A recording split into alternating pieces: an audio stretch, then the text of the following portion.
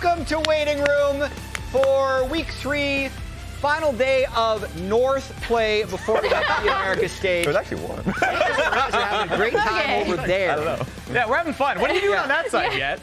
Professional. You don't want to be on this side, I'll tell you right now. Yeah, no, this is the fun zone. This is the fun zone. He's having too much fun. we're It's okay over literal here. biological warfare. He may have started. Right before the show. Get out. Right All right, that before was the show. confidential information, Raz. I have to expose it. I'm the one that's being exposed to the gas. Jack, can you get us back on track, please? Okay, go for it. Yeah.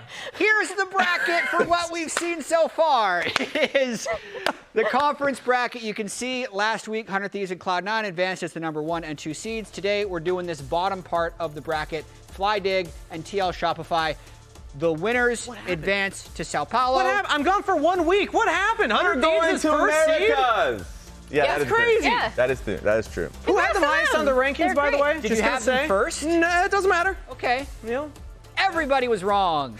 All right, let's go. But also, when this is concluded, it moves to the America stage, which is already nearly finished. So you can see 100 Thieves is going to be playing against the 4 seed, and Leviathan is going to be playing against the 3 seed here from the North. So we'll know the North 3rd and 4th seed. They're going to be slotting in against those opponents, and then Cloud9 is going to be playing the 3rd seed from the South. For what it's worth, we do know that Loud qualified. Yes. Just don't know what seed Correct. they're Yeah, yet yeah. because they haven't played their best Meanwhile, one. we're in game and 3, yeah, so... Furia and Pain are playing. Are you doubling down, Raz? Week 1, you said none of the LTA South teams Yeah, win. and you we don't shook even see with who the me, matches are. but I was not making a bet with you. I'll shake. No, you shook our hands. Okay.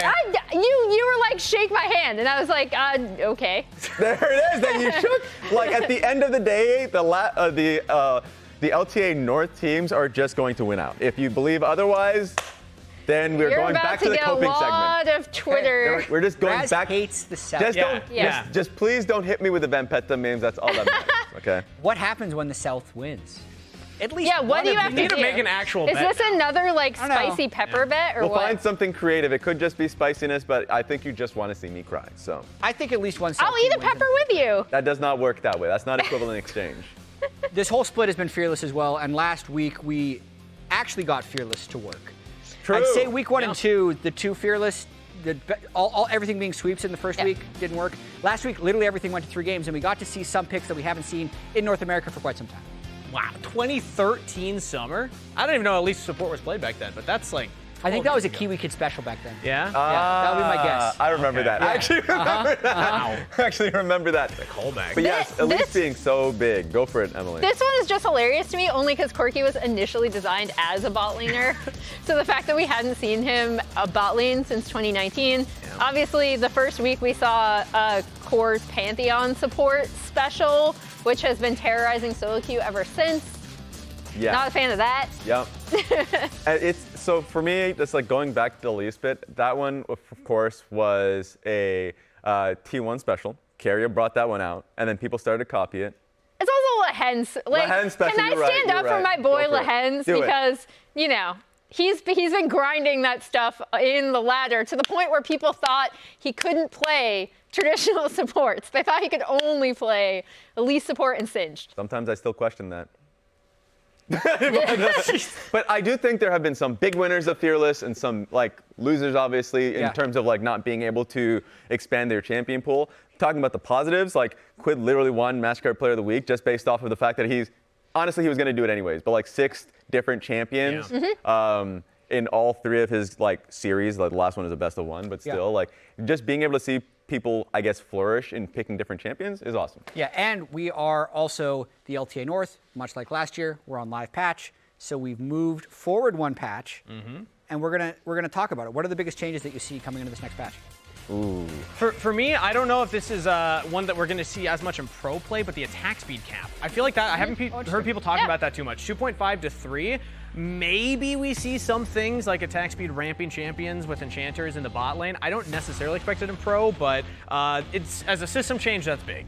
There are a few neutral objective changes too. The one that was most interesting to me, I first saw in the streamed scrims actually between FlyQuest and C9, which was the Vodacon change, so Voracious Otacon.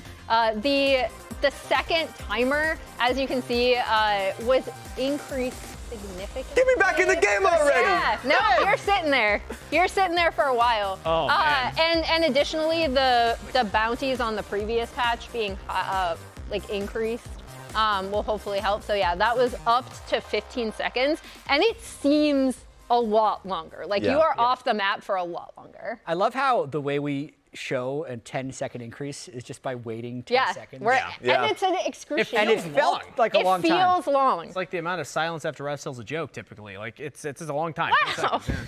It just feels like it is long. Everyone has gone through the experience of waiting for the death timer and then waiting for you to come back online. Could you imagine if we didn't talk for 10 seconds? How awkward that would be? That would have been. We're not going to do it. Okay, Electrocute was a big one. Electrocute got a huge buff. There are a few champions that I think are big winners on that one. Immediately comes to mind is like, God, Aurora, Ari, like LeBlanc. These picks, some of them, like LeBlanc as a pick has not really been seen much.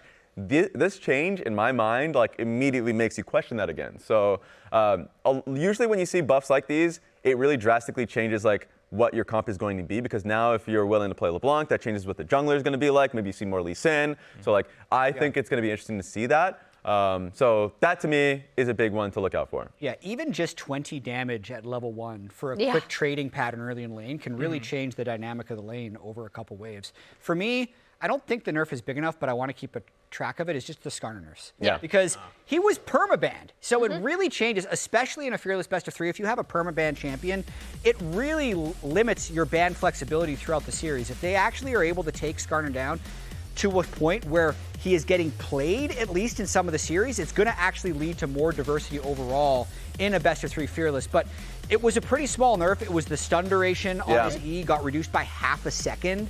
And the overall package of nerfs did lower his solo queue win rate by about 2.5%, which is like not a nothing nerf. That's still But big. I also do think when we're seeing Maokai getting played at like a 46% solo queue win rate, I think Skarner's still gonna get manned at least this week. Yeah, I think the tail of the tape, you're right. I think is also there's another nerf that I looked at, Jace. Jace was a big one, just because even in lane swap metas, people were still willing to pick it because A, the base damage was high and the build was bruiser, right? At first it was tank because Flandre decided to be a tank. But then for the rest of the guys, it was like grass, bruiser, so they hit the base damage on his abilities and actually upped his bonus AD scaling. Right. So you can still actually go the original build if you wanted to scale properly there. But that does really take a huge hit to if you're willing to play him in a swap as a bruiser. I think that's going to be a lot harder now. Yeah. Another thing I'm actually super curious about, again, just because I did see it in the stream scrims, is this guy right here. I think he can actually be pretty strong right now, compositionally. Depending, this is courtesy of C9 as we see Bwipo playing it. But yeah, like Swain, I think he can slot into a lot of different compositions. He's pretty flexible. So yeah, the buffs, I'm curious to see if people bring it out, especially if we get to game 3s at all. Maybe someone wants to try it out. We already know Bwipo will play it. So. True. Yeah. True. But there is one thing missing on this screen. What if is? you notice, there's a new champ. It's enabled. enabled. It's actually right the here. biggest. Never mind, you're in the right in front way. of you. Sorry. All right. Well, it's there. There you go. Surprise, everybody. There's a new champ available. Raz is going to run fast. You got to go. Okay. Don't Go, go. I'm on it. I'm on it. On this patch, and while she may not make it through the pick and ban phase right now, we want to highlight some interesting interactions with Mel's rebuttal W ability right off the bat. It can reflect a lot of things. First time we've seen this mechanic introduced into League of Legends. I'm really excited about it because this is a mechanic that's been in a lot of fighting games and things like that. First time now seeing it in League. So Raz is running right now as fast as he can to some of the other PCs, and we're going to show some fun interactions that are there for the champ. This is a technical marvel that we're able to pull this off, as Raz is going into the Howling Abyss where we played games last week, and he's going to be multi-controlling PCs. But one thing we should mention about Mel in general is that we have seen it a little bit in other regions, and even though when it first released, it was winning pretty much every game. Hi, Raz! You guys can start whenever. I'm just buying time for you. Okay, perfect. All right, Raz, we're going to have to go through some of these quick, but Jab, real quick to finish your point. Yes, how's she doing internationally? So, not great. Like, she's banned a lot, but when she gets through, she doesn't necessarily auto-win the game. So we don't know the limits of the champion. It's annoying in lane. I think it's snowbally, but if it falls behind, it can end up being pretty useless. Okay, perfect. All right, well, we have Raz in position, so we're going to show you some of the fun interactions All right, that happen hit me. with Mel. First off, some anti-synergies, because that's the most fun thing. When you introduce a new mechanic like this, stuff's going to get wacky. So, Raz, I'm going to need you to go to the Blitzcrank computer. The Blitzcrank computer. Are you at the Blitzcrank comp? Wait, let me get there. Okay, all right. I'm on the way. I don't know. Am I in control of Unpause it. unpausing? Just Yeah, unpause that damn thing. Okay, all right. Don't make me do it. I feel like Are you ready? Are you ready, Raz? Yeah. I am ready. Okay, you're ready. Okay, so we're going to be in the mid lane, and we're going to show off some of the abilities here. Okay, you're going to have to count it down because my reaction time react. is rough. 3. Oh, I'm on the wrong PC, and that's my bad. on I'm the just gonna same walk over here. team. Yeah, What are you walk over doing? here. Bring out the other. Well, that's the nice thing about Yeah, this. that's my queen. That's Here we my go. queen. 3, 2, 1, go. Oh! Yeah! So I pull you in. You don't pull me in. I pull you. All right, I'm Okay, leaving. Let's do another one here. That's Let's not take something you Leona. necessarily want. Okay, where's Leona? Go find the Leona PC. Oh, it's this one. It's this one. Yep, okay, all right. Leona's my favorite one because Blitzcrank is kind of what you'd expect. Count me in, Raz. 3, 2, 1, go. And I get pulled to you. It's the reverse. Yeah. How crazy It's is a that? Blitzcrank hook. I'm out of here. I love Hit it. me with the I next love- one. All right, next one. Let's go a Mumu. We're going to show what a Mumu Q does. Okay. How do I refresh my I health love how here? Raz Yeah. sounds far away. That's fine. Well, he Even though is far away. But He's all the way in talking the other into room. Same mic. 3, Yeah. 2, 1, go. And that pulls me in. How funny is that? I love it. I have to imagine that the developers had a lot of fun with this when they're Yeah. actually... Just count me in with the next champion. Next champion, let's go, Briar. We're going to show Briar Ultimate. Briar Ultimate is a You're very gonna have funny to one. react to this one. Yeah. I think I've seen this. Okay, actually, this one, throw it from Fog of War. This one goes far. I'm going to have to react to this one. Be right at the turret. Center of the turret. Right in front of the turret. You My got me? turret, center of the turret, my turret. Okay, Oh, I got Okay. bad news. Okay. I'm at the center Shoot of the it. turret. Are you ready? Go. Shoot it, Raz. Go, go, Shoot go, it. go. Shoot I it. gotta Go be fast closer. I here. gotta be closer. Okay, We're I'm burning our sending it. time. I'm sending it. You're sending it? Okay, can I react in time is the question. I hope so. There we go. Yeah. And what's going to happen? Let's follow it. Oh, you Let's just follow reflected it. it. Nothing happened, right? Oh, Nothing? Are you sure? oh. Hey, how you doing? How you doing? That's so fun. I didn't want to be here, actually, Raz. That was rude. That was rude. All right, so those are some of the anti-synergies. Now let's show off the other fun interactions that we have here. And again, we got to go a little quick, so we're going to start off here with Ornn. Go Ornn? grab Ornn. Where's the Ornn PC, Raz? I got you. Okay. He's getting his cardio right now. This is Yeah, great. I know. He's getting Ornn is a unique because workout. we're going to show off two different things here. Use the ultimate. Up first, everyone should be aware of this one. You can deflect the ultimate back, right? That's kind of cool, pretty standard. But do it again, Raz, because you can actually deflect the first instance of the ult. What? And then it still goes, and it'll slow you. Can Ornn hit it back? No. I don't believe No, you can. just hit- It just, It just kills transforms it. into your ult. So you're almost always going to want to use it on the second What's the activation. next one? But you can't do the first. Okay, next one, Daisy. Lock in Daisy. Daisy, you mean Ivern? That's not a champion? Lock in Ivern so that we can show the Daisy. There we go. Hey, what the hell Ornn doing there? Leave Ornn. Okay, all right, yeah, get over off the screen. People don't want to see that. And then you're going to need to summon Daisy Why are you laughing? Why and are you have laughing? Daisy walk over here. So Daisy's going to hit me. Okay. Boom, boom, and now, boom, look at that. I can That's deflect the crazy. knockout back. It's crazy. That's crazy. That's crazy. It's Next crazy. Next one. Let's go Nunu. one. Nunu. So this one, Oh, we're there's gonna have a to show Nunu. again 2 instances. I'm gonna need you to start rolling the snowball at me. Oh, I got you. Get it big, get some distance on it, Okay, I'm rolling. and now hold on to it, keep holding it, and then make contact with me. Am I Come on, crashing? Raz. You're crashing Raz. into me. So I still get knocked up. See? But now I'm gonna need you to do it, and then let go of the snowball before it gets to me, because Okay. there's a different interaction depending on what you're doing with the snowball. Get okay? her! Now it's a No. projectile. Now it goes back. It's crazy. Nice. They had the ability to code that differently. I love it. Okay. All right, Raz, you can run back over. Let's go, That's it. Raz. That's it. Let's go. Woo! Oh, wait, no, wait, Raz, we have one more. I lied to you. Lilia. Wow. Oh my God! Of course That's you're on lying. me. That's on me. But I Of also want to see course. Raz get his cardio in. So Okay. this is for all of us. Okay. So I'm going to need you to throw out your ultimate now. Okay. You have your passive on me? Oh, okay. you stink. That was Oh, you that was a stink. reaction time Kill him. issue. Kill him. That was a reaction Get time. him, Raz. Okay, you ready? Ah, I did it again. Oh, no, you I got you. stink. I got you that time. That's it. No, Get you back. I can't see you sleep. You just didn't. You just didn't because you stink. All right, that's the solution here. That's it. We're I done. think here. we've sent the message. We've sent the I think we've message. sent the message. It will reflect the ultimate back. That's on me. That's user I error. appreciate how Yeah. we went through all the planning for this segment in the Yeah. meeting this morning, and no one was like, we should give Raz some help. Yeah. Emily and I were standing here. Yeah, we're I think I doing needed the help nothing. actually. I and think he was just running around We're here oinking. like a madman. that was fun. Thank you. That was- We Thank had you. 2 people doing nothing. Anyway, Yeah. hopefully we can see Also, some. How do you we gotta be over block here, Raz. both issues of Lilia? What happened there? I don't know. Hopefully we see more during today's matches, which are Team Liquid versus Shopify Rebellion and FlyQuest versus Dig. Also, the winner of both of these games will play in a seeding match to decide the 3rd and the 4th seed here from the North. First matchup is TL versus Shopify. Because we have some time, we're going to talk about Dig versus FlyQuest first. And it is pretty surprising to see them in the lower bracket because they were the defending champions. They took Gen G to 5 games. I was personally really thinking that they were going to be able to walk through this first bit, but they ended up losing games 2 and 3 to Cloud9. And I'll say I was gloating that I had 100 Thieves highest, but that's because I put C9 lower. So I'm also eating my words. I was very critical, but they did show up and had a fantastic series. And you saw a quote from Sven on there regarding FlyQuest's draft. I actually think like I agree with him somewhat, but the thing that was more crucial to me is that with their draft, FlyQuest were kind of forced into opting into these early fights that their compositions really did not want to take, right? And previously, that's something where we would see them hang back, maybe poke, kind of half contest. But either just because of the way the game has kind of changed, where it's a little bit more formulaic in the early game, and you kind of do have to fight over some of those objectives, they did come out really behind in a lot of those early fights against C9. Yeah, and it set that expectation because going into that series, we thought FlyQuest is just like the best team fighting team in the league, that even if they had a disadvantageous draft, because there have been times where we didn't like their draft, they still outplayed, right?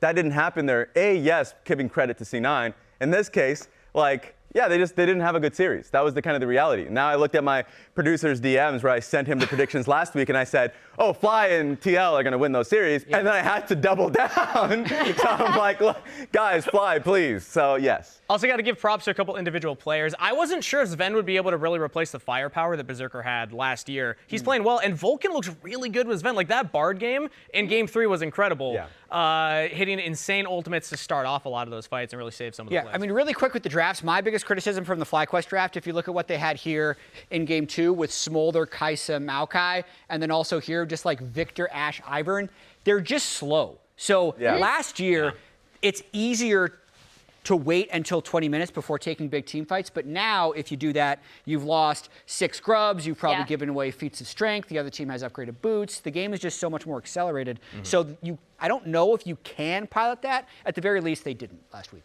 Yeah, and FlyQuest is really interesting. I'm glad you brought that up, Chat, because they were the team that would sack a first few like early Drakes, right? And that was part of their strategy is like, we're ramping up.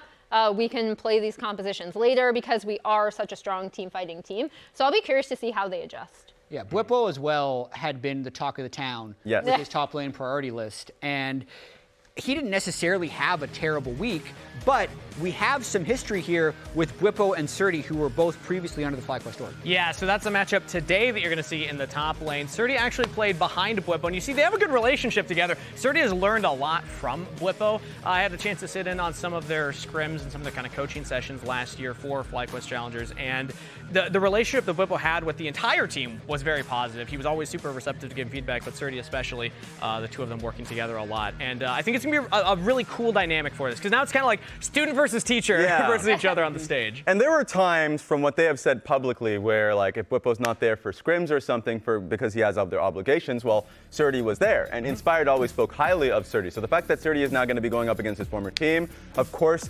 teammates back on FlyQuest Challenger, Surti and Shaden, now playing against their former org, that is also a really interesting story. Yeah, it doesn't stop with just top lane, because Shaden did play behind Inspired as well. So this match really is a huge focus for the top half, because both of these guys, I mean, Papa Smithy has a history of kind of holding on to players and keeping them in the back pocket until they're ready to make the jump to tier 1. And he brought both of these guys over from the EG roster back in the day. And there's just a lot of hype around those two in particular for that jump to tier 1. Now they have to play against the guys that they weren't able to replace because they were so good. And I'd be like, can they hang with those guys now? Yeah, and also the loser of that series won't be playing until Split 2. Winner of that series gets some experience to be able to travel to the Riot Games Arena in Sao Paulo, play against the South teams, also have maybe future playoffs against more North teams, because Raz thinks North is just going to dominate the South. He doesn't think the South has a chance. It's not a crazy take. Yeah. You're cursing us, No Raz. chance. Oh my God. Yeah, everyone knows who to blame now if it doesn't work out. What? Yeah. But looking forward to the to that matchup later in the day. The first matchup we need to talk about now, Team Liquid versus Shopify Rebellion. Team Liquid, another team we didn't expect to see here. Yeah. Because they were supposed to just beat 100 Thieves. What happened? 100 Thieves not only beat them, but also then beat Cloud9 later for the first seed match. So maybe we just were all too low on 100 Thieves, but Team Liquid also, I think there's still some woes for this team. It's tough to watch them not perform at the same level that we saw last year. Yeah, and I'm starting to see a trend here, Emily. Are you noticing a trend? So I do want to talk about some of the UmTi deaths. Some of them are particularly egregious. I think others, even in that death, in that death 7. count, I think some of them did set up for fights. So the more important thing to me is less about the actual individual deaths, and it's more about the times where he seems really far ahead of the play or seems to feel like he is pressured to make a play like very, very quickly, and then either gets outplayed like we saw in that first game with Quid. But then secondly, no! Oh, that's so mean. You guys are having too much fun out there. Did you notice they called it the Gray Screen Award, by the way? That is a good award. I think the big thing for me with UmTi, again, is like getting him to synergize with the rest of the team, right? Like that's more important to me than the death count or anything like that. It's how is he team fighting with the team and when is he making the decision to go in? Because I do know on some of his previous teams when he felt like there was a lot of pressure, he would, be like, okay, I have to be the playmaker, right? And it didn't always work out. Yeah, UmTi first in deaths, APA second in deaths across the entire Northern Conference. So they really were not in sync as a team last week. UmTi ended up, unfortunately, getting the Gray Screen Award. But Kangas, you caught up with Swiffer to hear how Team Liquid themselves thought about last week's performance. All right, I'm here with Team Liquid coach Swiffer. Thanks for joining us. I got to ask, first off, Team Liquid's in the lower bracket, coming through, already losing one series. That was a big upset. What were your thoughts on the last match, and what have you been working on going into this match? I think just a lot of the issues from last year kind of resurfaced. I don't think that's a really surprising statement to anyone. And we really went through it this week, like working through most of it, right? And we feel like we've come out of it stronger, more together, more united. So hopefully today that will show on stage. It's good to hear that. I mean, a lot of eyes specifically have been on one player, UmTi, over the last 2 weeks. What have you been doing with UmTi specifically to get him on the same page as the rest of the roster and up to speed? I think it's something actually that a lot of players go through. I think that when they lose some confidence, I think it's really hard for them to find their game or their flow.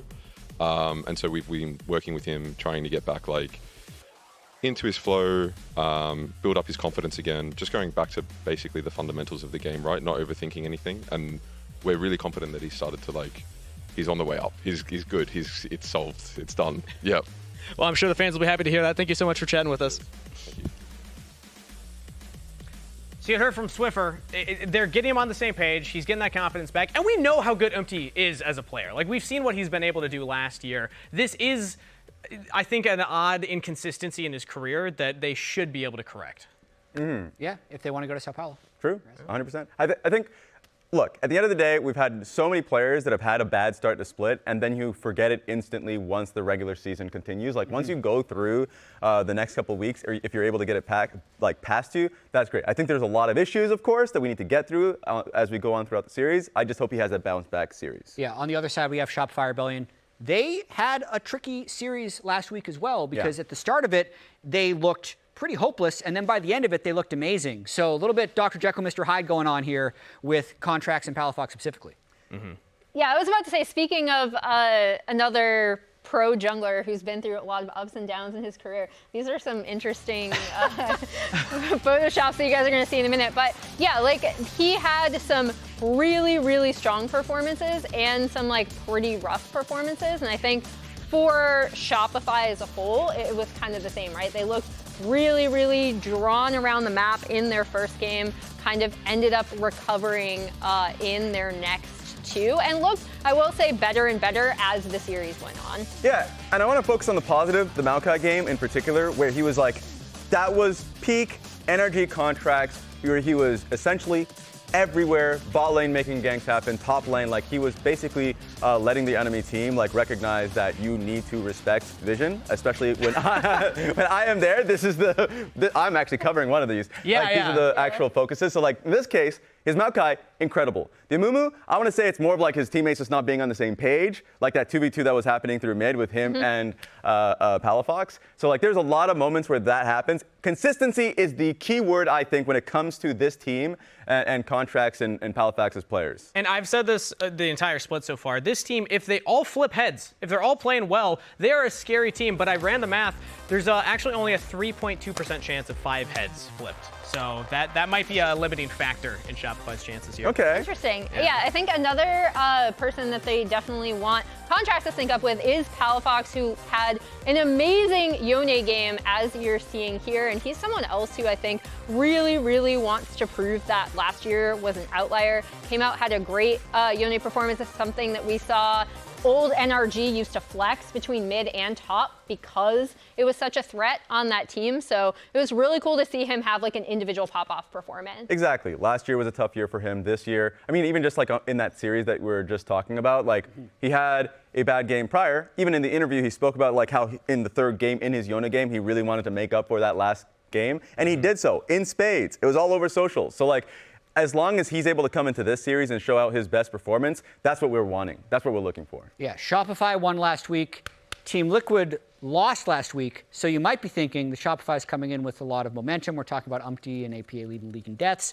So to manage expectations, we've got these little paddles here. One side says Shopify, one side says Team Liquid. And the producers have picked a few categories, which we're going to be voting on to say who do we favor in these categories. First category is going to be macro play and map movement. Drum roll, please. I mean, You don't even need a drum roll. come on. This team still TL. completely dominated the league last year with their macro play and map movement. And just UmTi having a rough series doesn't change that either. Like, you can still see the intention behind a lot of the map play, even to this day. All right, next one. Who has the edge in terms of team fight coordination? That's a tricky one. I still think it's TL.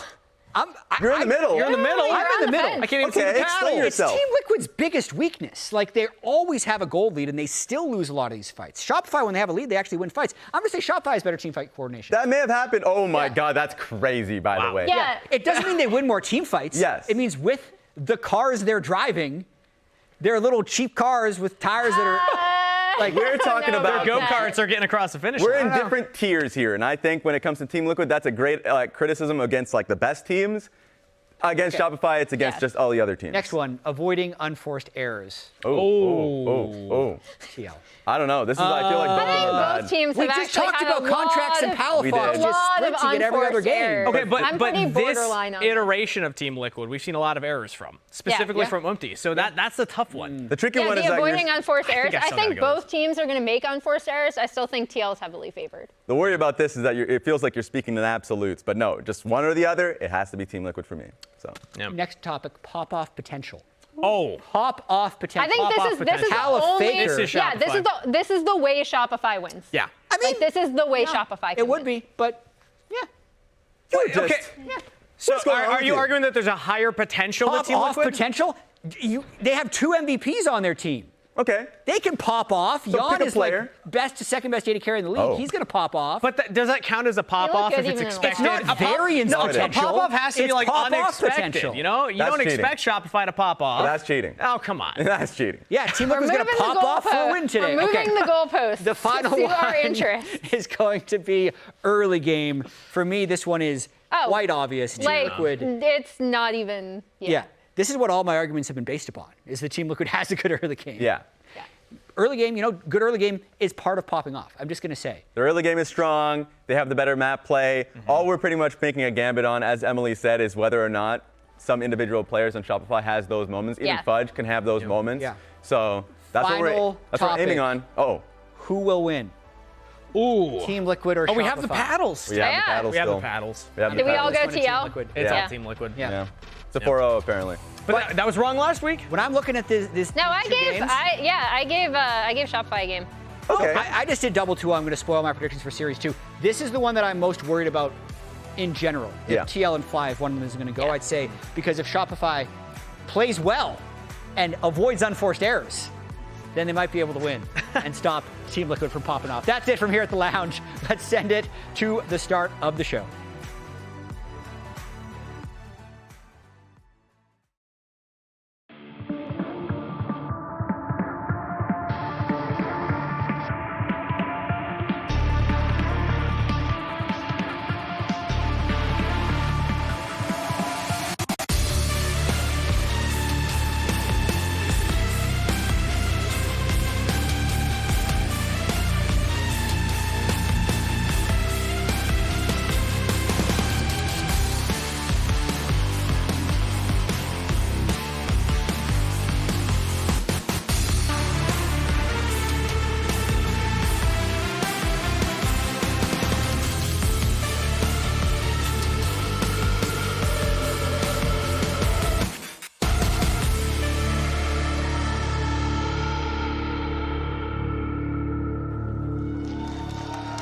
Ladies and gentlemen, welcome back to the LTA, where it's win or go home. Later today, World Quarterfinalist FlyQuest still need to earn their spot in Brazil, but Dignitas wants to upset that notion and lock the spot themselves. But first, Team Liquid is eager to catch a flight to Sao Paulo, but Shopify Rebellion would love to give them a surprise vacation for the next couple of months instead. I'm Captain Flowers, joined by Azael for our first series here today, where one of these two teams, out of Team Liquid and Shopify, gets to go on to Brazil to play next week, to play against the teams from the Southern Conference. The other one gets to watch from home. Exactly. It's a lot of pressure on some unexpected teams. I don't think anyone would have predicting we'd have TL and FlyQuest playing today. Those were supposed to be our top two teams. Those were supposed to be the big dogs. And they are now fighting for their lives. They might not even compete in the knockout stage there down in Brazil. We'll see if Shopify can make some magic happen here. This is a team that always has that pop-off potential. We've seen some really good stuff from them. We've seen some really bad stuff from them. You know, they have those players that have the really high highs, really low lows. And if they could show up at the right moment, TL could find themselves with an early vacation. All right, let's see what the bans are looking like here at the start. It's Skarner and Cassante banned out by Shopify on the red side. Ivern and Yeon banned out alongside that Zyra. So a couple of plant junglers targeted by Team Liquid. Let's talk junglers here a little bit, Azael, because I think Team Liquid fans are really looking at UmTi this week to step up individually. Yeah, absolutely. I think UmTi, you know, it's no secret, had a bit of a rough time last week, and honestly the first week as well, was not performing to the level that we kind of were expecting from him. And you know, there's going to be a lot of pressure on him as a result. You know, there was a lot of kind of negative attention thrown towards him at Worlds and now these first couple weeks. So I do think you're going to be feeling the pressure, especially when you know if you lose here, there's a couple weeks off, quite a few weeks off actually before Split 2. Yeah. And your team could maybe even be thinking about making changes or things like that. So that's got to be in the back of your mind. Whereas over on the other side, I do think Contractz, you know, has been performing a little bit better. And, you know, is one of those players that always seems to kind of have a good attitude and be able to keep himself in a good mindset, whether things are working out or are not.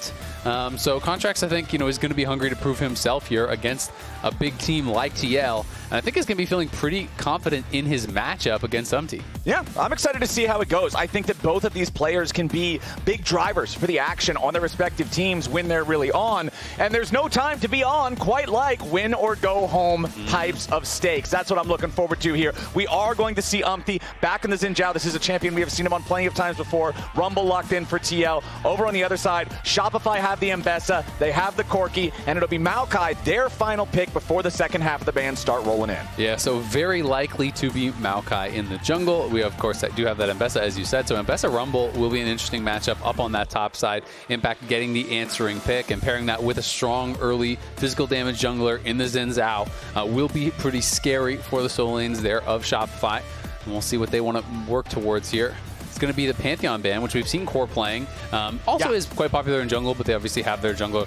And Core was really liking that Heartsteel Pantheon style and has been one of the guys that has really been popularizing that, you know, in solo queue here in NA as well. Yeah, I use the Spectator client probably more than any other singular person in North America in terms of the thing in the League true, client. By the way. 100% of the time when I log on League to play, Flowers is on, but he's spectating. I am perma-spectate all the time, constantly watching Challenger games, high elo one tricks. I'm going to ignore your comment and instead focus on the CoreJJ Pantheon games, because ever since the new year started, this dude has been in there spamming Pantheon. Last weekend, Team Liquid didn't play until Sunday. Friday night going into Saturday morning, 4 o'clock in the morning, I woke up and couldn't get back to sleep. I log on League. Guess who's already in there 20 minutes into a solo queue game playing Pantheon? It's CoreJJ. Yeah, you got to respect the grind, man. It's definitely a lot of fun. We do get the Poppy ban out here as well. Poppy definitely rising in priority also. We've been seeing it, you know, brought out across a lot of different roles. Elise support, you know, is another one that we got to see last week. Ayla had a really strong early game on it, you know, in their upset win, was able to get very far ahead. And Aurora, one of the ones that people are talking about a lot. Already last patch was quite strong, but especially now with the domination tree buffs, the electrocute buffs in particular, are really, really powerful on this character. So yeah. Makes a lot of sense here as a ban. Nico, I'm not really expecting that to get locked in. He's one of the ones that APA has gone towards, and of course we do see some Nico support, but Gonna be interested to see if we get Mel today, because Mel has been a big discussion. Some people think it's really overpowered and needs to be banned. Some people think it's absolute trash. Some people, feel like it should be highly prioritized. And it looks like, nope, never mind. Last second is going to be swapped over. A little bit of cold feet there for the Mel. Instead, Taliyah is the option.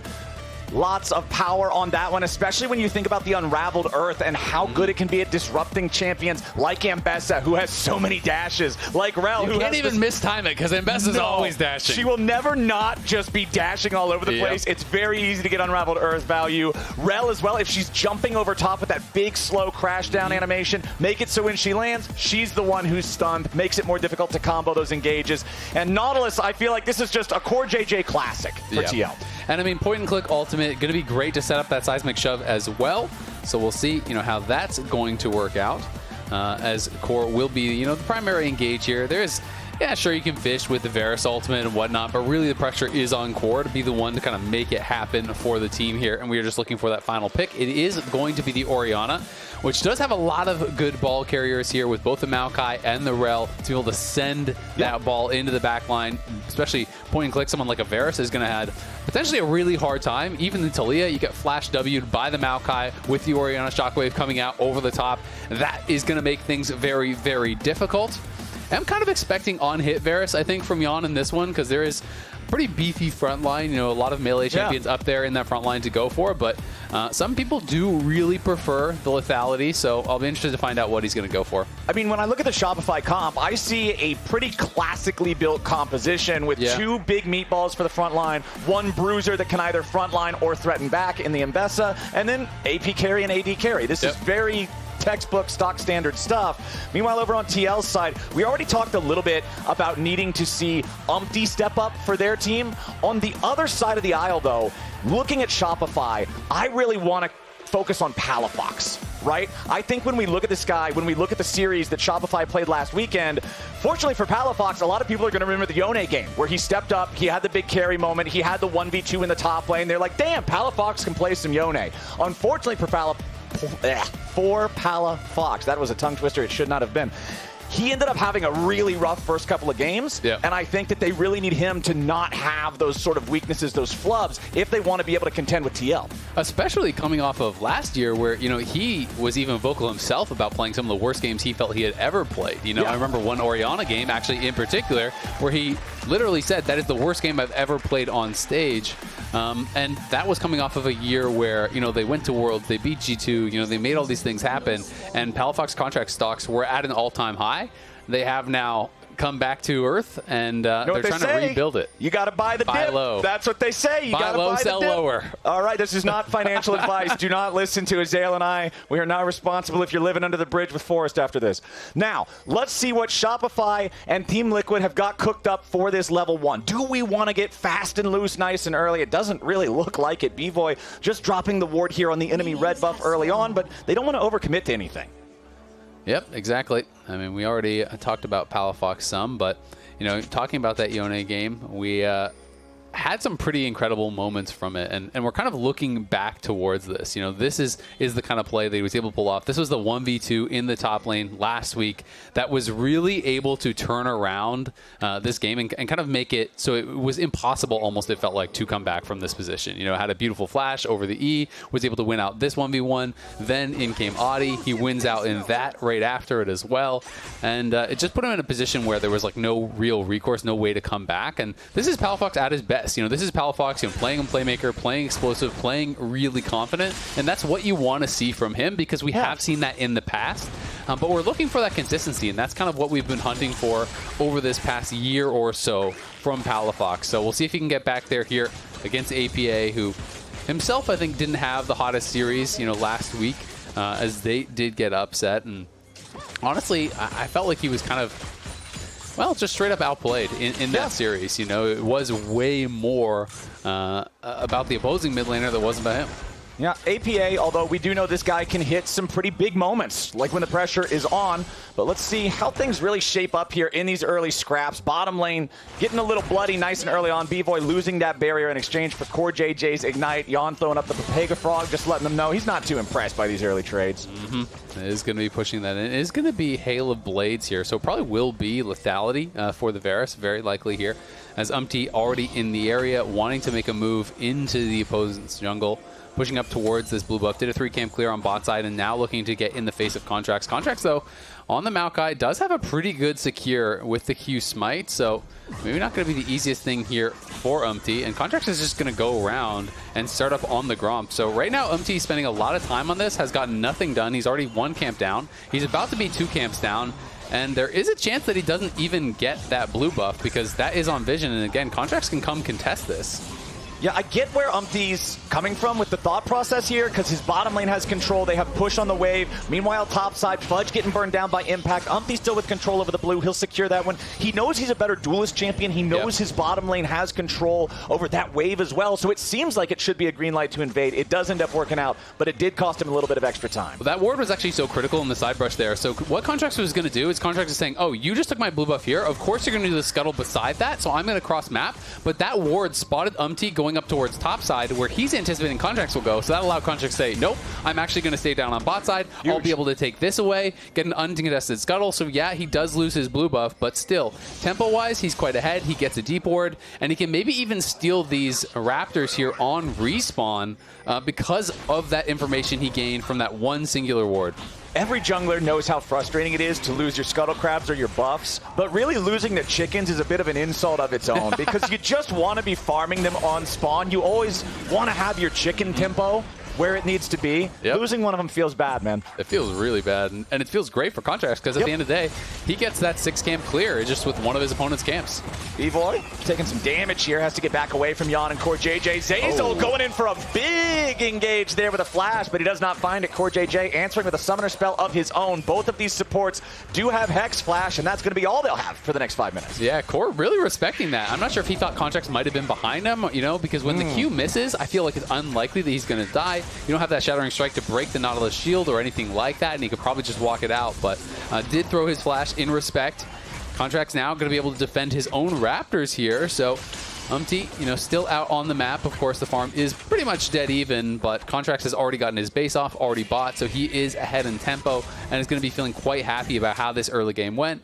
Of course, it is going to be phase rush on the Maokai and the Orianna. Yeah, you touched on it. You probably can't outduel the Xin, but you don't necessarily have to if you can just kind of Bramble Smash him away and walk out. It's very hard for him to actually bring you down to dead if you don't choose to stand and fight him for an extended period of time. Contractz making the journey up through the jungle here in the top side of the map, but considering he walks over that ward that is about to expire, he disables it, but that still lets Impact know that he's around, and Impact backs up enough. Very even farm up in the top lane right now. Honestly, Azael, the whole map is looking pretty competitive across every single role. Yeah, it is. It's very, very even, pretty much in all regards. Bot lane, we can see Corki's a bit behind. I think he maybe has an extra minion or two to farm up. You know, is going to be ending up still down about 6-7 CS, maybe even a little bit more if Yeon misses none on that bounce back. So Yeon and Core, you know, getting the advantage, but that's really the only one to be had so far in this game.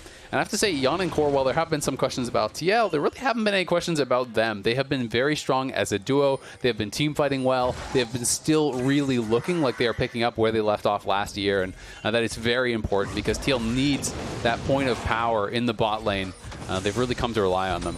All right, looks like we're going to handshake our first couple objectives here. Nobody's really rotating to either one of them to help the junglers, and the junglers have just decided to go for opposite ends of the map. UmTi working on those grubs, but instead deciding to leave the third grub and maybe come down to challenge for the Drake instead. Maybe it's not such a polite gentleman's agreement, but now APA is going to be in trouble. Contractz going in for the flash engage. Follow-up from Zeyzal. It ain't going to matter. Seismic shove right on back, and Zeyzal's in danger. CoreJJ locks him up. UmTi beats him down. Team Liquid is ready to answer the challenge, but Shopify ain't done yet. Core wanted to go for the dredge line, but does not find it. APA hops off the wall, and he's ready to ball. Contractz falls. Yeon picking that one up, and Team Liquid just came out so far on top in that play. Yeah, that is massive. They're able to get a couple of grubs, get down, get 2 kills, take the dragon, They get everything in that situation from Shopify, and it all went bad pretty early here. Credit to APA, as Contractz is the one flashing in on him, but the flash was in time from APA to be able to get out away from Zeyzal. Remember, he spent his flash down on bot side, so he's looking for the Hex Flash Q. Couldn't get it timed up perfectly there with Contractz. The CC layering is not on point. Ends up getting taken down, and ends up being a one fight there for TL as a result. TL making the choice, leave the last grub, go contest the Drake instead, utilizing the power of the Taliyah with the wall. I always say whenever I see a Taliyah in a game, I always want to see you use that first ulti as soon as you can. Try to find efficacy in one of the side lanes, and boom, right there they do it. That's the kind of coordination I want to see from TL. That's the kind of coordination I feel like we see a lot of when they're at their peak. That's why everybody kind of scratched their head a little bit when Jat said coordination over to Shopify. But now, right as I'm praising them, APA in trouble. Shopify going in, looking for a bit of a payday here. They really want to make sure Bvoy gets it, and he will. Shopify on the board. Why would you kill APA like that? That's my bad, man. Messed up. That's my bad. It's supposed to be an impartial caster. I know. I just completely cursed the man. Curse. That was some wicked magic right there. I'm sorry, APA. That is my bad. Well, they are going to lose probably at least one plate down on the bot side. UmTi will get that final grub up on top side, so that is going to be their second of the third kind of groups of objectives, or whatever you want to call it. But yeah. Fudge just used the public execution. He's going all out. Yeah, Fudge wants this, and Impact could be in some serious danger now that Contractz is ready to join, but Impact doing a good job getting away to the safety of his team. Now wants to turn it around back onto Contractz. That Electro Harpoon misses. CoreJJ wants the dredge line. Contractz low. Impact still barely alive, and he will keep himself going just at the very tip, the very edge of the health bar. Beautifully done there from Impact on the Rumble. So close now. This has to be so frustrating for Shopify Rebellion. Yeah, absolutely. I mean, Impact did a really good job buying time, and TL collapsed very, very quickly. Contractz really had no choice but to go back in with the Twisted Advance, because as that hook is coming forward, if he doesn't dodge it with his W, he's dead anyway, so his best chance is to try to go back in, try to get a kill. It does not work out. But just a really good job here by Impact in buying time. They know that Maokai is over here, so Fudge is going to go in with the public execution, trying to get the damage down as best as he possibly can. But Impact just kites it back into this corridor, drops the equalizer, and then is just able to kind of run back away to his team. Contractz slightly mispositioned that ultimate. You know, he wanted to use it to kind of slow down the reinforcements and hopefully section them off. Then had a really good W to actually dodge out on the Q there on the dredge line from CoreJJ, but just not quite enough damage to actually finish him off. Want to praise the timing there of UmTi's Zhao ultimate as well. That crescent sweep doing that little bit of extra distance to knock Fudge back and guarantee that the AoE on all those dashes from Ambessa can't finish off that last, what, 50, 75 HP yeah, that Impact had. Incredibly close. You know, just another auto or two, or like you say, one more spell probably would have done it, but Impact now in a great spot, working towards that Leandry's first here. We can see the Hex Drinker was grabbed by Fudge, but when you commit to that sort of a build, you really have to be winning in the side lane, because you are going to be paper in the team fight. When you're looking over at Lethality Varus, at UmTi here on the Zhao as well, you know, you have no HP, you have no armor, so it is going to be very, very scary, and we'll see if Fudge can get out of this one, because he is just getting absolutely cooked. When the 1v1's looking that bad and you built for the 1v1, you're going to have a tough game. Yeah, that's the problem with that top lane play, just barely losing out, not having the damage by inches. Means that Impact is now pulling so far ahead. UmTi wanted to jump in here. You could see the audacious charge of the minion. If the wind becomes lightning, then hits, he can slow Ambessa down enough to maybe get the knock up on 3 Talon Strike, but it is a pretty thin hitbox. Does miss out on that one, so Fudge can walk away, but hey, that is still a victory for Impact. Crashing the wave into the turret, getting the plate money. Now the teleport is demanded as the answer from Fudge back down in the bottom lane. Meanwhile, up here on the top side, you were talking about Yeon being the only meaningful CS lead earlier. He was up by a little bit over a wave. Now it's a lot more. Yeah, 20 CS in the advantage. He got a kill. He has the early Swifties. Is going lethality, as we touched on before here. They're just going to continue pushing this in. TL up 1.7k. They're one objective here off of that Feats of Strength as well, because they got the Feats of Warfare. They got those first 3 kills. So they're feeling really good about their position in this game. And we'll see if Shopify can make any plays to try to turn things around. Most of their swings have not really worked out. They haven't been able to find those good engages from Zeyzal. Hasn't been able to really coordinate yet with Contractz. And Contractz, when he's gone in, has been punished both times. Yeah, it's tough, man. When you fall behind and you're on one of these engages, when you're the frontliner, you just know that it's most likely a one-way trip every single time you're going in. He does have the Unending Despair, just good ball of stats for general tankiness, but Sundered Sky up and running for UmTi at the same time. Very powerful item for scrapping or for big team fights. I mean, Unending Despair is a good item, but it's one of those weird items where I feel like it's a snowbally tank item, where when you're already ahead and you're already tanky, it just makes you that much more tanky. But when you're behind and you're not really that powerful, it's hard to stay alive long enough to actually get value out of it. Exactly, to get the heals from it. It is still just an efficient item. It's still a solid item. I'm not saying it's a bad buy, but it is one of those items that feels like it's just so much stronger when you are already ahead, and from behind, I feel like I rarely get value.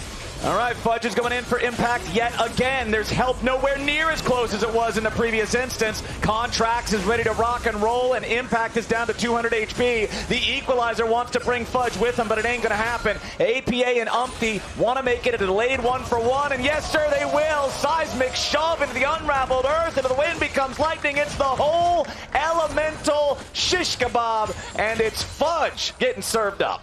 Yeah, I mean, Fudge just gets taken down there. I think should have had an idea that they could have been making the move, because no one was answering Palafox as he was pushing in mid lane. APA, used that teleport to get down there. This is going to be the Dragon as well, so that should be the feats of strength here, grabbed by TL. It's a good kill there onto Fudge, but feels like not enough with the position of this game. You can see Bvoy going to be pushing out top side, but APA answering in kind down on that bot side, and TL just feel like they're getting further and further ahead. And alongside those leads, they are going to go ahead and secure themselves feats off of that Drake take. That's 2 Drakes plus the first set of grubs. There's your neutral objectives. They're already the first to 3 kills. Easy for them. Extra mobility along with this team that's already so good at finding picks with things like the Nautilus and the Taliyah. It's just that much scarier for Shopify that are already down over 2,000 gold. Yeah, it is going to be really tough potentially here. And Cloud Soul is going to be the spawn. Did get nerfed this patch, so is a little bit weaker, but still very powerful and considered one of those kind of S-tier ones these days. The move speed quite valuable, especially in a game like this where there is, I feel like, a lot of kind of chase down on both sides. When you're playing out in those side lanes, it's very hard to get away from it. Ambessa actually has Cloud Soul. Same thing is kind of true from the Rumble. When you have these double melee champions in those side lanes, it can be extra snowbally, I feel like. Well, I know that you and I have also talked before and have similar opinions on what is the strongest type of advantages to have in League of Legends, and those things being range and move speed. Yep. Right? Doesn't matter how much damage you have if you can't apply the damage, and those are the stats that help you apply your damage more freely and in a greater variety of situations. Especially at a high level, right? Move speed and and range, I think, are less powerful when you are less good at the game, because you're going to miss position. If you're just going to stand still and shoot, it doesn't matter how fast you walk. But at the pro level, when people are utilizing it to dodge all your skills, and when they're faster than you, they're just spacing your autos and making it incredibly hard to actually chase them down, but also incredibly difficult to escape. It just scales so well. I mean, that's why Zeri was so OP when Zeri came out, is those two things, move speed and range. Very, very dastardly combination, as now APA hitting another one of those seismic shoves. Fudge trying to slash and dash his way around, but the unraveled earth is just ruthless against him. And this is kind of going back to what we were talking about earlier too. Although yes, Hex Drinker feels nice trying to deal with these AP solo laners in the side lane in terms of just your ability to go a little bit more even in the trades. It's slowing down that first real item power spike so much that it still doesn't feel great. Yeah, it can be tough. If you can kind of dominate in the side lane, if you build for that, that can work out great. But if not, things can get difficult, and we'll see how it works when he does actually show up to the team fights. Yeah. As he does have that Brutalizer, still working towards that first completed item. You can see a lot of players are now on that first completed item. Archangel's basically there for both players. Triforce done, Ghostblade done down on the bot lane. Yeah. Pretty much everyone has that first item, and now Fudge does as well with the Cyclo Sword. And this is where Ambessa can start getting really strong.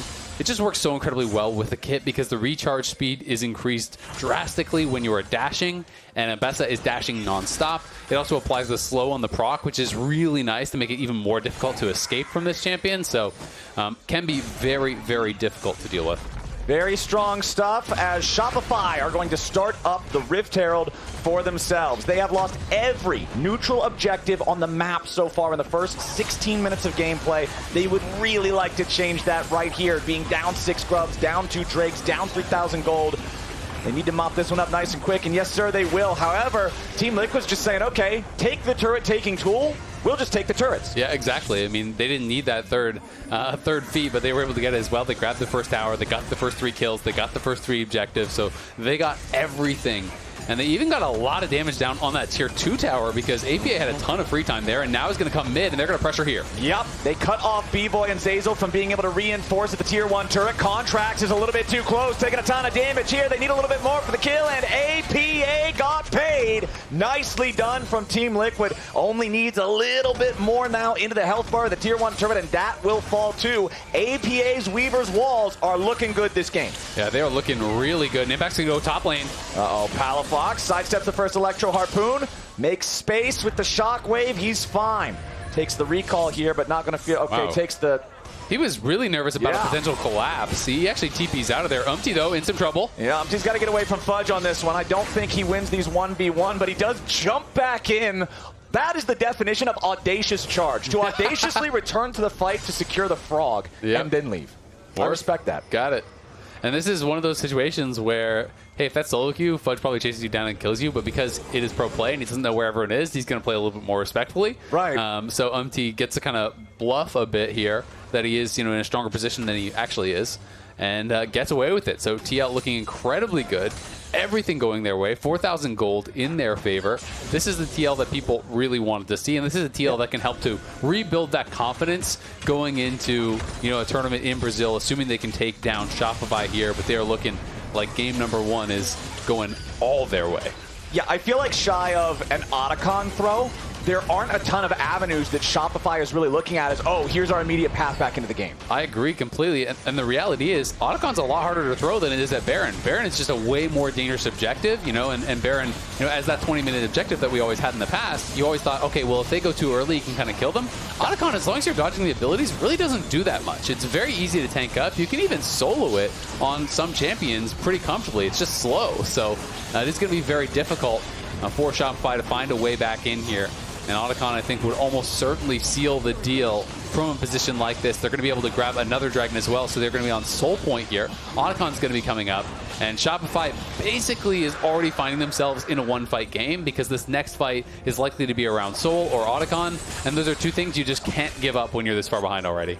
Yeah, it's trouble for Shopify. I do like the fact that they were able to at least use the Herald that they took to secure the tier 2 in the top lane. It's not going to, it's like slapping a Band-Aid on this just massive gaping wound on your leg. You're just not going to be able to still walk very strong, but it's something. It's better than no Band-Aid. Going to get 500 gold, shrink that gold gap down to lower than 4,000. But man, it's a tough game here so far. Still 0-0-0 for Palafox's Orianna. Has not died at all, but has not been able to make any plays so far on this big team fight champion either. Impact now securing yet another turret for Team Liquid up here in the top side. And whenever you see that message on the screen, man, you know that it's starting to get dire. It's grim for sure. And Palafox is going to be in that point where, like I said, it's probably going to be one of those one-fight games. And one of the problems with that is everyone's going to have summoners over on the other side. And you're kind of really under a lot of pressure here as Palafox to find a multi-man Shockwave to try to turn this around. But when everyone has summoners, it's very unlikely to be able to find that. So we'll see what Shopify does here. Otacon up. Of course, we are going to see TL playing around it. They do have some good ways to at least check brushes, with the saplings, and to be able to check with the Orianna ball to maintain some vision to at least hopefully get an idea of if and when TL does start up this Otacon. But knowing they're starting it and being able to do something about it are two very different things. So you're talking about all summoners being up. I just wanted to do a quick cursory glance since Otacon is now on the table. Team Liquid has absolutely everything. Shopify is close, but not quite. Palafox still has a little bit of time left before his teleport is ready. Contractz singing the same song about his flash, but there might not even be time. Yeon getting away from Fudge, who wanted to make the move over in the mid lane, but instead it's going to be turned around by Team Liquid. A little bit more damage gets it done, and Fudge is first to die. UmTi flashing back away with a crescent guard, keeping him alive. A big equalizer comes down over top, and Zeyzal ain't going anywhere. APA is ready to jump right back into the fight. The unraveled earth set down in place as Palafox tries some fancy feet, but the rain of arrows find him regardless. A double kill for Yeon ends the fight 3-0, and Team Liquid's going back to Otacon. Yeah, Shopify take their swing, but it does not land. I think we might have just seen the knockout punch there from TL. They're going to be right back to Otacon. They lose no one. They get all the kills. and they're going to be able to grab this and easily snowball that into a Soul, into a Dragon. We can watch it one more time. It's just Fudge saying, you know what, maybe we can actually catch Yeon looking here. He was cheating to that top side, so he finds him with the public execution. But again, the follow-up is so much faster from TL. They have the inside track. They collapse here very, very quickly. Even the teleport from Impact arrives really before any reinforcements come in from Shopify. Bvoy is kept out pretty much entirely by the Crescent Guard there from UmTi. Couldn't really contribute. TL collapse, they play it really, really well, and despite Palafox trying to juke back and forth here, still gets hit by the piercing arrow, still gets hit by the E as well, dies, and you can see the frustration on his face there. He knows that really was their last shot in this game number 1. It's so rough, man. Here we go. CoreJJ in the enemy jungle, looking to sit down this vision. And we talked a lot about this pattern of Team Liquid last year when they were the best team in the LCS for the majority of the year. How when Team Liquid gets ahead, it's the CoreJJ and UmTi warding minigame. They just set up shop in your jungle, make sure that it is impossible for you to play the game with any amount of information. And that's what they're doing here again. Yeon's just hanging out with Core, making sure that if anybody face checks him, they're going to receive some damage in return. As APA pushes up on the side lane, they've all got the false lives from Otacon. They've got a 6,000 gold lead, and they've only got to wait 75 more seconds until Dragon Soul is up. Exactly, and I think that's why they're not just doing, you know, a suicidal dive on a tier 2 or something like that. We also did, of course, have the false life changes. It is a 15-second respawn now, so you can't just like full end and then TP back instantly and do something. You have to be a little bit more careful with it. We're going to see an engage though. Well, speaking of careful, UmTi might need a little bit more care here. Does buy himself plenty of time with that ultimate, then the blast cone gets him back over APA's wall. So Team Liquid still feeling fine about this one. Yes, they lose the Taliyah ulti, but that's not that big of a concern considering everybody's still alive. They've got their waves pushed up. They've got control over the top side of the map, and now they can all reset, get their vision back, get ready to go out onto the bottom side of the map and secure this Soul. Big concern here for Shopify, though, is when you're looking at how could we possibly come back, there's now no Orianna Shockwave or Maokai ultimate for the spawn of this dragon.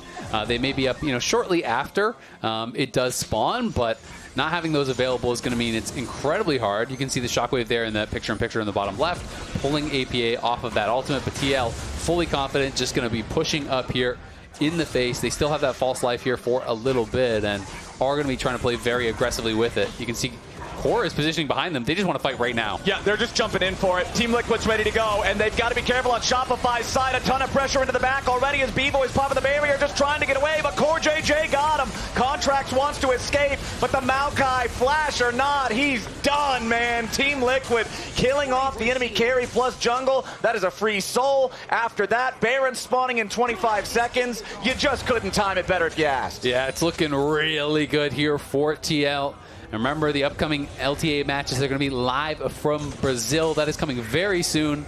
On the 15th and the 16th, we are going to have matches with 100 Thieves as well as C9. It is still to be determined who exactly they are going to be playing. Yeah, and from Brazil, we already have Leviathan and Isras Estral locked in. I know their logos because I've been co-streaming Brazil in the mornings. Loud as well, I think, right? Yeah, Loud won. We don't know their seeding yet, though. Right, yeah. Loud won their best of 3, 2-1 earlier this morning. So we'll be seeing them at the competition as well. I'm excited, man. I think it'll be fun. I think so, too. It is going to be fun to see how the rivalries kind of develop between the North and the South.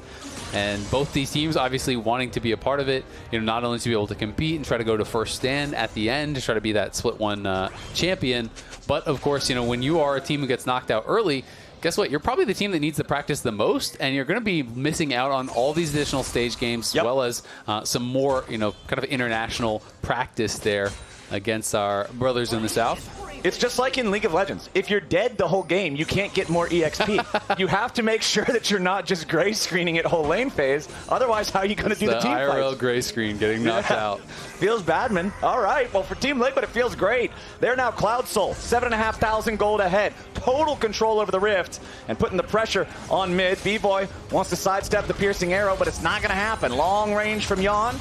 Sends the message that this tier 2 is the focus for TL, and Shopify just don't have the men to try to defend. Instead, CoreJJ goes fishing and caught himself a Contractz. Easy turret, easy kill on the jungler. Hey, Azael, what happens when the enemy jungler's dead past 25 minutes into the game? Baron o'clock. I do believe that's right about where the hands are pointing. Team Liquid's going straight to it, and Shopify knows, man, this one's done. Yeah, I mean, this one's pretty much been all done but the crying ever since they lost that fight before Otacon. They're still going to try. Only way you come back in a game like this, even if it's a 1% chance, is fight your way out. So they have to try to see if they can find something here.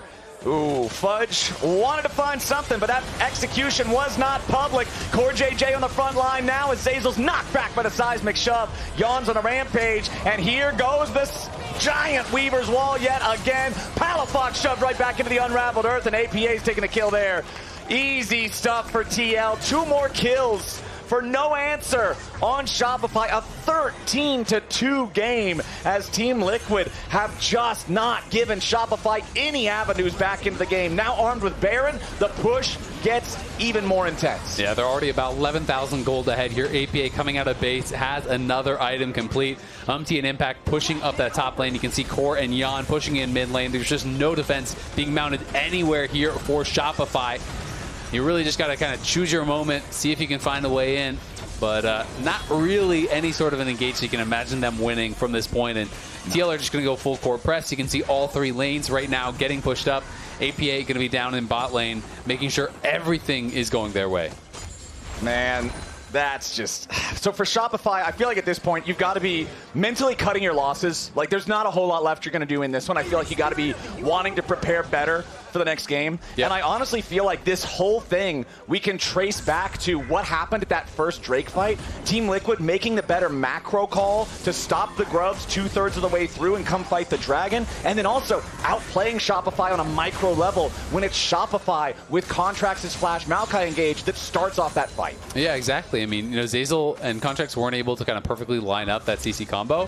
Had Contractz flashed in there and Zeyzal's there with the Shattering Strike and the Crash Down and all of that layers, and APA dies before anything happens, it could be a very different fight, right? So, you know, that's the importance of both the macro and the micro, like you're talking about. You know, TL made the better map movement and had the better performance in that team fight once they got there, and that's how you get a game like this to be this one-sided.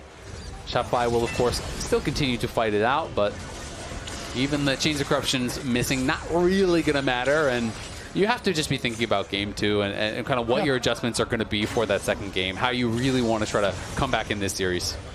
Team Liquid ready to put an end to this first one. Pressure onto the top side. Maokai ulti shot out by Contractz, but doesn't really find an opportunity to do a whole lot. He flashes in for the twisted advance. Impact is the target. He's going to try to take somebody with him, and he does get one. Impact is down, but so is the tier 3 turret. So is Palafox. So is Contractz. So is Shopify's chances at this game, and Zeyzal along with him for the cherry on top. A double kill for both the carries on Team Liquid. Only Bvoy is left, and these structures are getting bulldozed. TL ran the rift from start to finish. Ever since that dragon fight, Shopify didn't have a prayer. 17-3, not even 30 minutes on the clock. TL takes game 1. All right, TL, you know, there's been some criticism thrown your way after last week, but they're coming out here and they're showing they are not to be messed with. You know, one best-of-3 loss does not mean TL are not competitors. They dominated this first game. This was an absolute stomp. And we'll see if they can make it a quick, clean, and easy 2-0. Sometimes all it takes is getting upset once. Coach breaks out the belt. All of a sudden, everybody's standing up straight, making their pings on enemy summoner spells, playing the game by the book. Oh, man. Team Liquid does look good, though. They were looking really clean on that one. Reminder that LTA North Twitch subs are back. Join the community for exclusive content, including the League of Legends in-game emote, why not, for paid and gifted subs. Plus, get access to all of our exclusive LTA North Twitch emotes like mine. Subscribe to the LTA today. You might even be able to type feed in the chat. Try it right now. Now, we're going to head back over to the lounge to break it all down. Thanks, Flowers. Team Liquid looked pretty good. Pretty good. Yeah. Good. Yeah. That was not close. Oh my God. UmTi, who, you know, did set the gray screen record last week, also looked pretty good, Emily. Yeah, he was a lot more involved in their early game. It was kind of interesting to see the initial invade not quite pan out maybe as he hoped with how XP and farming works with that. I was like, uh-oh. But he was really, really involved in so many of these fights, had, I believe, 100% kill participation at the very least for the first 14 minutes. I know it dropped off later on. But yeah, this is his So overall, 77%. He was like really, really involved in a lot of their early plays. And that's super important. Again, like this was very much a return to form. I know Kangas talked to Swiffer about it, where he's like, we think we've solved it. And thus far, looks really good. Yeah, this game felt like TL had them in the chokehold. This play was one of many examples where Shopify was trying to make a play happen. Yeah. Like, they oftentimes were going for the rumble. It happened in the top side. It definitely happened bot side as well. And I felt like the duo that we knew very well in APA and UmTi that was like reigning terror in the league last year basically imposed their will this game. Well, I think it's so interesting comparing UmTi last week to this week, because if we look at this sequence of play, these 3 plays, first one, he took 2 grubs, chased Shopify down a Drake. These last 2 are actually just Contractz going for impact, and then UmTi follows. Yes. So Team Liquid was setting up winning positions on the map, and then just kind of letting the positions win, rather than have UmTi try and create something out of nothing, which is just a much better look for Team Liquid overall. Yeah, and you can see how not easily, but how steadily they choked out Shopify during this game, because it's just a blue, increasing blue all the way across in that gold graph. And the biggest thing to me is the discrepancy in neutral objectives, because they had an absolute stranglehold on every single neutral objective until Shopify was able to get those turrets topside off of Rift Herald. Yeah, it was pitch black for Shopify. The vision control was really strong. There was a timing around second grubs that Shopify thought that they can try and trade sides. They got a kill on Rumble. They tried to push a little bit more, or at least Fudge did. But surprise, surprise, like Team Liquid is there. They're not going to allow you to try and trade when they're that far ahead. That's the mentality that we know Team Liquid for, and it feels like they're back to the old. Yeah, let's also break down this week's Pagoda moment featuring TL's collapse in the mid lane. The game was already in a pretty bad state for Shopify Rebellion going into this play, and they try and pull something off onto Yeon. It's always Shopify trying to create a winning situation, and they're just never able to. Yeah, when the moment the squad came through, because when I saw Ambessa hit ulti, I was like, oh, okay, goodbye, Yeon. Completely incorrect. That was just another, basically, block in a play that Team Liquid went for. And yes, they are ahead. Yes, they're like responding to something that Shopify feels like they have to make some sort of play, right? But in this team fight, it's really nice to see the way that they kind of absorb that initial hit and then go forward. We've talked about how TL have kind of struggled in team fighting, even when they did look at their best. Team fighting was kind of their weakness last year. So that in and of itself is also nice to see from them. Palafaker, wake up. Yeah, honestly. Palafaker. Game 2's about to start. Yeah, Palafaker, please. No, we need you. Yone was banned by Team Liquid. Maybe Shopify gets in game 2. They're going to be moving to blue side. We'll see if they can make this a game 3 when we come back after the break. I hate it. Hate it. Love it. Ooh. I love it. I think love it. I don't really care. I think they're kind of whatever. Except Swifties. Swifties need to be nerfed. I love the Flower Blossom Otacon. I do not like the GA Otacon. When the enemy team gets it, I hate it. But when we get it, I love it. Hate it. Sometimes it feels so little impact, and sometimes so much impact. It's like a bit too inconsistent, I guess. Love it. It's like way easier to take than Baron, so teams fight a lot more. Like I know a lot of people talk about how OP the Voracious Otacon, the one with Revive is, but I appreciate the way they've done it, where it's like you're not actually any stronger, you don't have any more damage, but it's like you're inclined to go for way riskier plays. I love it. I think Fearless is like pretty good. I think it's kind of like a nice little mix-up, you know? It's making it so teams with like proper prep and like more champion pool just have a chance to thrive here. Fearless, I love Fearless as well. I think it forces players to pick more champs, play more styles, and it makes the draft more skilled, I think, and adds another layer to it. I love it because it's not the same champs every game, which is good for fans, which is good for the game and the sport as a whole. I like it. It makes drafting way more interesting as opposed to just like, do we do the salty red back or not? I like it. I think feats of strength are like a nice addition to the game. I don't think they're so overpowering that the team that gets them instantly wins the game. And they're not so weak that spending gold on them is actually a hindrance instead of a help. So I like them. I don't really care. I think they're kind of whatever. Except Swifties. Swifties need to be nerfed. I love it, but I think they were incorrectly tuned in the first patch. I think the first blood was wrong. I think 3 kills or even 5 kills would be a lot better. So I think they fixed that really quick. I think the name could really use some work. Like the broadcast constantly talking about feet, and like I know, like I wasn't looking at Twitch chat today. Like I know what it looks like in there, and just like they really could rename it. But I think the actual mechanic, I love. I hate it. Mel is... The champ design is very bad. It's just so bad, and I think it needs so many tweaks to be an acceptable champion. Ooh, I've played against that champ a few times in solo queue, and I can't believe my eyes, so that's all I can say. Hate it. Saw it one game, never again. It'll be banned every game I ever play. I think love it. I did the playtest of her, which was fun, and then I think I'm gonna like play some Mel mid and solo queue, which will be fun. And then when I'm not playing Mel, I'm gonna permaban it. So I think that's fine.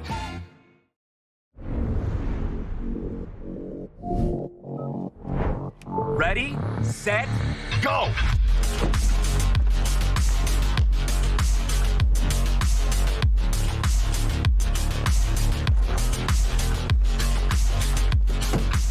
I'm at 47%. Oh, I'm on 63%. Man, I'm at 50%. Boom! 80%. Winner! The Kia EV9 can go from 10% charge to 80% charge in just 24 minutes with DC fast charging.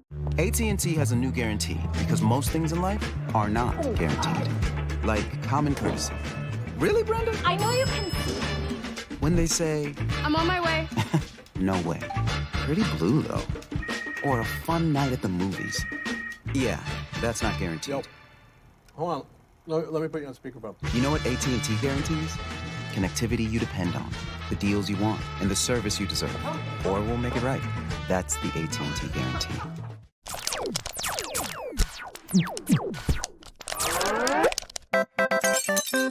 Red Bull gives you wings.